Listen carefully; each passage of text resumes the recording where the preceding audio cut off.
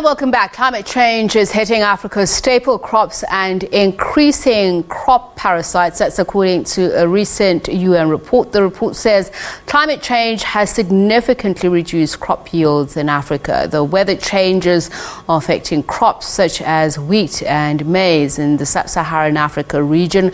A new study released by the UN's Intergovernmental Panel on Climate Change is called Working Group 2 report. It follows on the Working Group 1 report released in August of last year. That report provided scientific evidence of the physical changes to climate. The latest report shed light on the irreversible consequences of global warming beyond 1.5 degrees Celsius for people and ecosystems in different world regions. Experts say that in sub-Saharan Africa, staple crops have already seen reductions due to climate change. To talk more about this, we're joined by Dr. Christopher Trisos, a senior researcher at the African Climate and Development Initiative at the University of Cape Town's Active Response to Africa's Climate and Development Challenges. A very good evening to you, and thank you so much for speaking to us. Good evening. Thank you for having me. So just how dire is the situation? Let's start in South Africa, and if we can use by population size, just so that we understand from a food security perspective. It's not good. This report indicates that the impacts of global warming are worse than we thought before. And in a South African context, there is no safe temperature threshold for global warming. At the global level, we're already at 1.1 degrees Celsius of global warming. And in South Africa, that amount of global warming has already caused widespread losses and damages. For example, the reduced rainfall that led to the extreme Cape Town droughts in the city and in surrounding agricultural areas in 2015 to 2017 was 3 times more likely because of climate change. And it's not just agriculture. In parts of South Africa, up to 44% of heat-related deaths are now able to be attributed to climate change. And I mean, as we speak now, one, I suppose, can't help but bring it back to the war currently taking place in Europe. We know that Ukraine, Russia having a significant, should I say, influence on the amount of wheat that we can export. So just how much worse do situations like conflict make it? And so the report didn't assess the Russia-Ukraine conflict. Of course, that's very recent.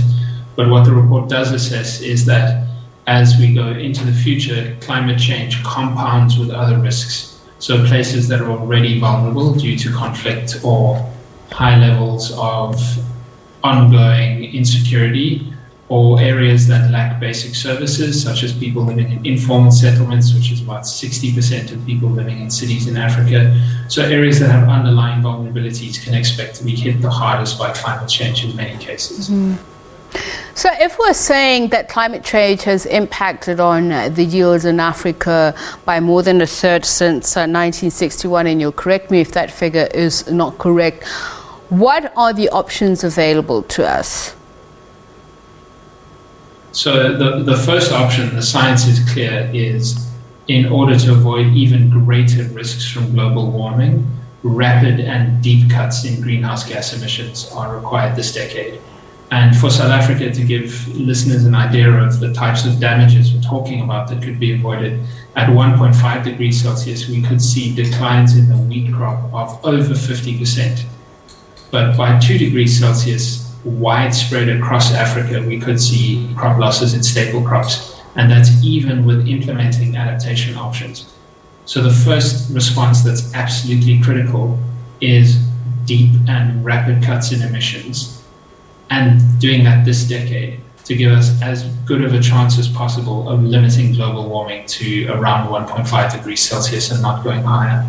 There's a second thing, and that's adaptation.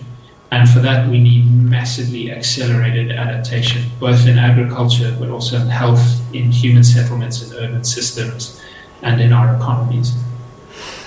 So just what we're hearing here about the woody vegetation, the expansion thereof, I believe that's seen an expansion of savannas and what ordinarily should be grazing land or pastures. How do we work with the ecosystem to prevent that? Yes, so in South Africa, partly because of increasing atmospheric carbon dioxide, there's been about a 10 to 20% increase in woody vegetation on important grazing lands. And one of the things we can do going forward is to work with nature to use ecosystem-based approaches. And a good example of that in the Western Cape of South Africa is people actually removing invasive alien vegetation such as pine trees and Port Jackson and wattle species from our river catchments, which increases our harvesting of water into rivers and increases our water security under future climate change. So there are lots of examples like this where an all-of-government approach, where adaptation is not seen as just the job of the Environment Ministry, but includes important ministries like the Treasury, the Presidency, all coming together to work across sectors and identify opportunities for protection of nature, protection of people, improvement of food security under a rapidly changing climate. And livestock, we did mention that there has been the occurrence of vector-borne diseases and parasites. What can we do with pesticides that are not harmful for, the end product that gets ingested? So there's more limited research on climate change influencing changes in livestock diseases. We do know there has been a change, for example, in the distribution of tick species that vector some livestock diseases, and that could be linked to climate change.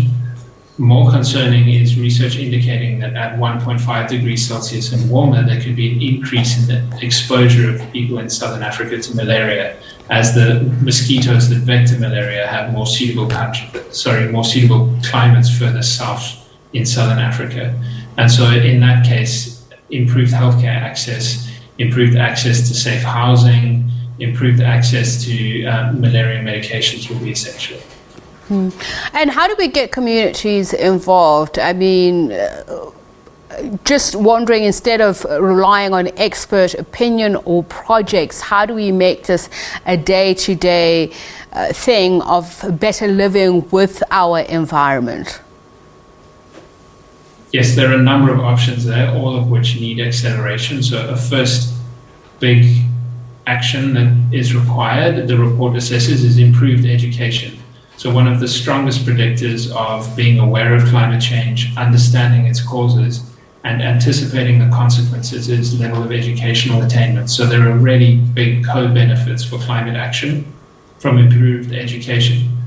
There's also a lot of good evidence that when in adaptation projects you include indigenous knowledge and local knowledge, many people in Africa have a rich history of using their local knowledge of local environments to help them adapt to variable climates. Including that knowledge into adaptation projects often increases their effectiveness.